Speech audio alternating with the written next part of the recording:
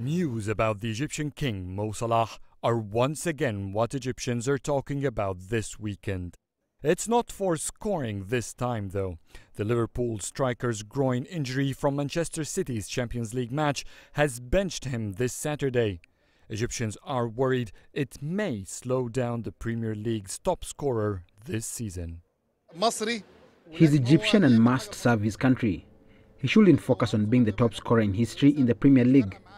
There are always other seasons, but the World Cup is a unique opportunity for us. I've been terrified, but thank God it's not a serious injury. Salah and Adel El Said are the two most important players in the Egyptian national team. He's facing a difficult choice to exert this much effort in the Premier League or relax to keep fit in the World Cup. I hope he can do both. Salah has already broken 6 Premier League records, among them most goals in a season and debut season by a Liverpool player, top African and Egyptian scorer in the competition in the same season, and the most left-footed goals in the history of the Premier League with 22 goals. While Egyptians want to see him fit to break the all-time scoring record in the Premier League, they're now more concerned about the fate of the Egyptian national team at the World Cup if Salah is not in perfect shape.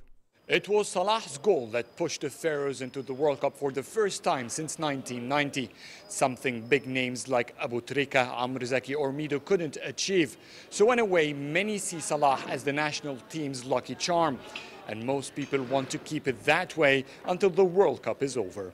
Lately though, the national team and fans seem to be so dependent on Salah to the extent that his injury raised so many concerns here in Egypt.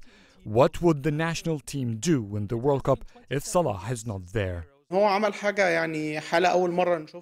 Salah is competing to be the best player in history in the best football competition in the world.